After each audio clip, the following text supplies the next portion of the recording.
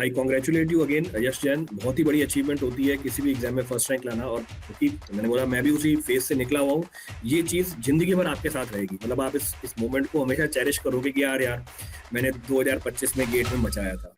Hello everyone, the result of GATE 2025 is being declared and today with us is all India rank 1 Yash Jain. Yash, many many congratulations to you for thank you securing sir. Rank 1। किसी भी competitive exam में specially GATE के अंदर first rank secure करना एक बहुत बहुत बहुत बड़ी अचीवमेंट होती है।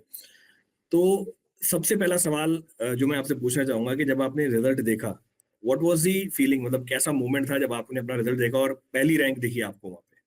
सर मैंने सबसे पहले तो दोबारा चेक किया कहीं कोई ग्लिच तो नहीं है सिस्टम में, लेकिन जब फिर दोबारा चेक किया तब रैंक 1 थी तो सबसे पहले पेरेंट्स को बताया। What was the moment like? मतलब क्या क्या आप एक्सपेक्ट कर रहे थे आपकी फर्स्ट रैंक आएगी? नहीं सर, फर्स्ट रैंक का तो एक्सपेक्टेशन नहीं था। एक्सपेक्टेशन नहीं था, पर ये था कि आप पेपर फोड़ के आए हो तो हाँ, हाँ। पेपर तो सिंगल डिजिट तो था। जो सिंगल डिजिट आप एक्सपेक्ट हाँ, कर रहे थे, बस फर्स्ट रैंक हाँ, एक्सेप्ट मेरे को किया। था कि बेस्ट एग्जाम गया है तो अच्छा ही आएगा जो भी है। अच्छा ही आएगा। अच्छा, आपकी ये फर्स्ट रैंक कौन से पेपर के अंदर आई है? आपने दोनों पेपर से ही गेट लिखा था? ये हाँ, आपकी मेरा इंजीनियरिंग एनवायरमेंटल साइंस में आई है। एनवायरमेंटल साइंस में है, और आपने सिविल से भी पेपर लिखा था? हाँ, उसमें क्या रैंक है आपकी? उसमें 502। 502 रैंक है।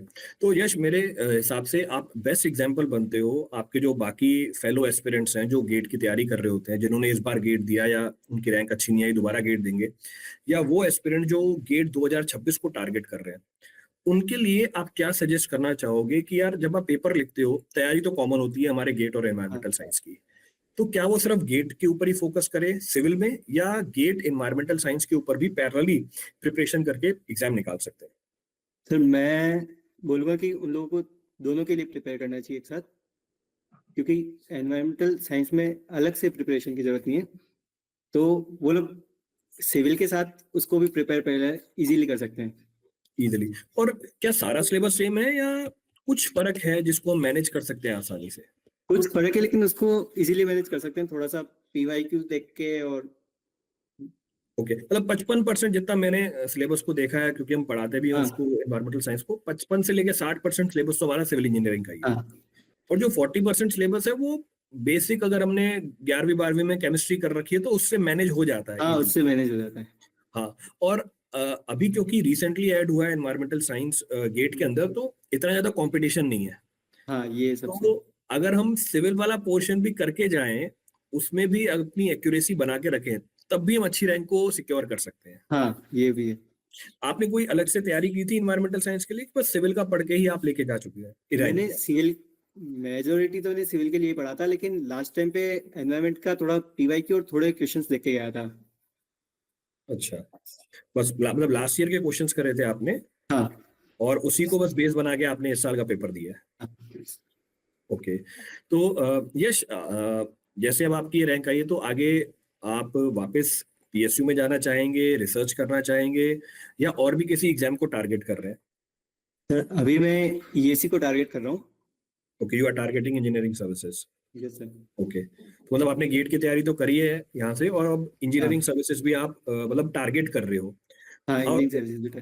आप मेरे ख्याल से राजस्थान से हैं, जी तो सर। आपके लिए तो एक और अपॉर्चुनिटी भी आई हुई है आरपीएससी की, हाँ तो सर। उसका भी विचार है कुछ, कि बस इंजीनियरिंग सर्विसेज ही देना चाहेंगे आप? नहीं, उसके लिए भी प्रिपरेशन कर रहा हूँ।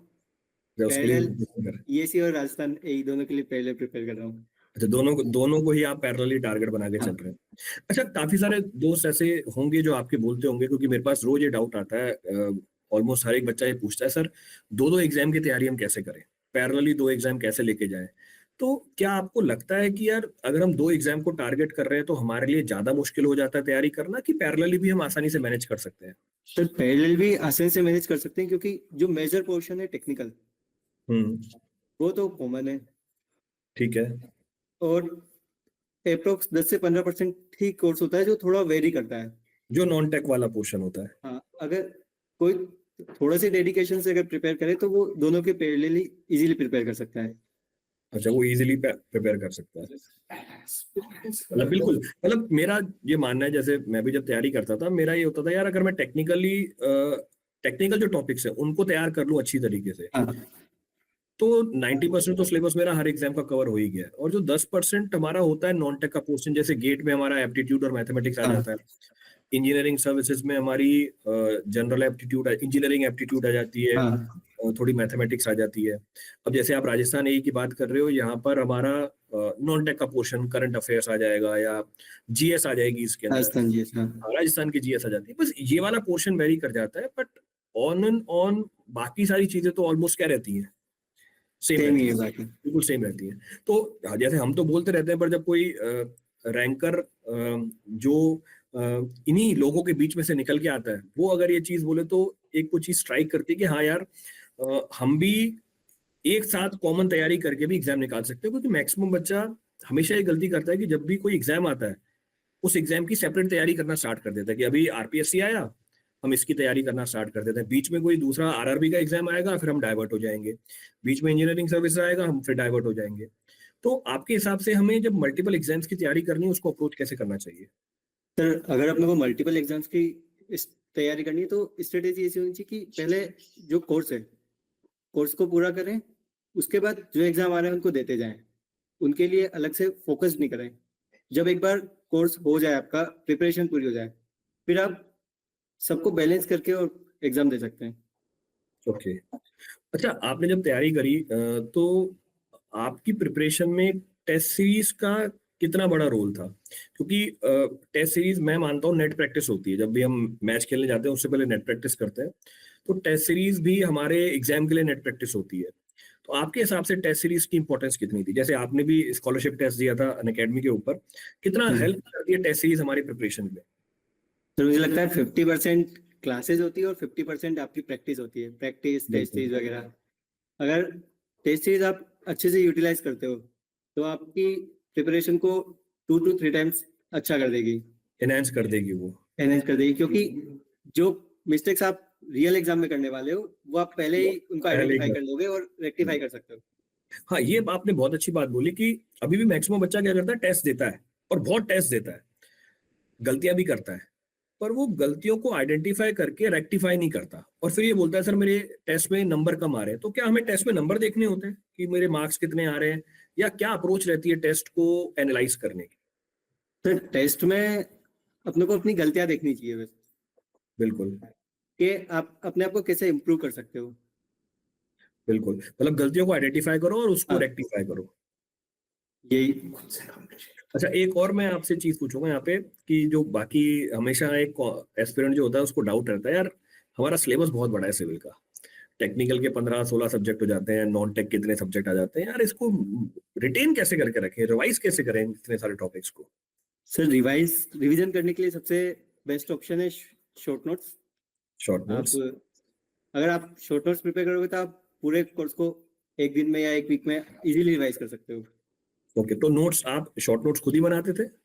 हाँ, मैं खुद ही बनाता था। क्योंकि काफी लोगों की मेंटेलिटी होती है कि जो टॉपर है हम उसके शॉर्ट नोट्स ले लेते हैं और उसको यूज कर लेते हैं, मार्केट में रेडीली अवेलेबल रहते हैं। शॉर्ट नोट्स खुद के होना चाहिए, तभी वो ज्यादा इफेक्टिवली यूज होते हैं। बिल्कुल, क्योंकि जब हम नोट्स बनाते हैं हमें पता होता है कि कौन सी चीज हमें दोबारा रिवाइज करने की जरूरत है। हाँ, और बिल्कुल वो चीज हर स्टूडेंट टू स्टूडेंट डिफर करती है। बिल्कुल बिल्कुल, क्योंकि काफी सारे लोग बोलते हैं नहीं सर हमें टाइम बहुत लगता है, हम खुद बना लेंगे शॉर्ट नोट्स, हम खुद नहीं बना पाते, हम मार्केट से ले लेंगे शॉर्ट नोट्स। तो सबका जो पर्सपेक्टिव है इसके अंदर वो वेरी कर जाता है। बिल्कुल। अच्छा, तो आपने टेस्ट सीरीज की बात कर ली, आपने बात कर ली रिवीजन की। हमारी प्रिपरेशन के अंदर यार पीवाईक्यू भी बहुत इंपॉर्टेंट रोल प्ले करता है, और इनफैक्ट आपने भी ये बोला कि एनवायरमेंटल साइंस के लिए आपका जो प्रिपरेशन का तरीका था या जो स्ट्रेटेजी थी वो ये थी कि सिविल के अलावा आपने पीवाईक्यू करे इसके। हाँ, पीवाईक्यू कितना इंपॉर्टेंट रोल प्ले करता है किसी एग्जाम को जज करने में कि कैसा पेपर आएगा?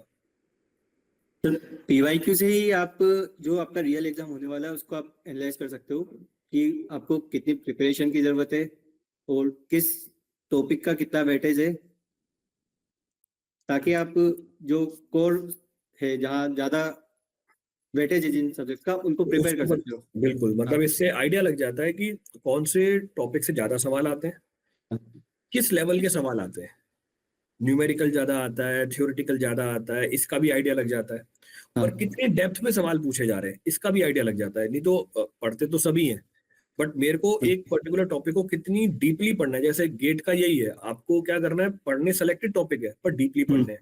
हाँ, इंजीनियरिंग सर्विसेज और आरपीएससी में ऐसा है कि आपको सारे टॉपिक पढ़ने हैं, सारा कवर करके जाना है। अब कवरेज ज्यादा चाहिए होगी, पर गेट में ऐसा नहीं है। गेट में आपको डेप्थ ज्यादा चाहिए होती है, अंडरस्टैंडिंग ज्यादा चाहिए होती है। हाँ, और ये बात हम तभी समझ पाते हैं जब हम पीवाईक्यूज लगाते हैं। तो किसी भी एग्जाम को क्लियर करने के ये 3 बेसिक फंडामेंटल है, पीवाईक्यू है, एक टेस्ट सीरीज है और एक टेस्ट सीरीज, रिवीजन है, रिवीजन। या रिवीजन प्रॉपरली कर लो। तो मेरे हिसाब से आपने जो बातें बोली, वो बाकी जो आपके दोस्त हैं, जो एस्पिरेंट्स हैं, जो तैयारी कर रहे हैं गेट और इंजीनियरिंग सर्विसेज की और आरपीएससी की, तो डेफिनेटली वो उसको इंक्लूड करेंगे अपनी प्रिपरेशन के अंदर, और आप जैसी ही रैंक लाके अपना एग्जाम फोड़ के आएंगे। जी सर। तो आई कॉन्ग्रेचुलेट यू अगेन यश जैन। बहुत ही बड़ी अचीवमेंट होती है किसी भी एग्जाम में फर्स्ट रैंक लाना, और क्योंकि मैंने बोला मैं भी उसी फेज से निकला हुआ हूँ, ये चीज जिंदगी भर आपके साथ रहेगी। मतलब आप इस मोमेंट को हमेशा चेरिश करोगे कि यार मैंने 2025 में गेट में मचाया था। तो आई होप जैसे आपने गेट में फोड़ा है, इंजीनियरिंग सर्विसेज और आरपीएससी की तैयारी भी आप इसी अनअकैडमी के प्लेटफॉर्म से करोगे और वहां पर भी फोड़ के आओगे। जी sir. Thank you Yash. Thank you sir.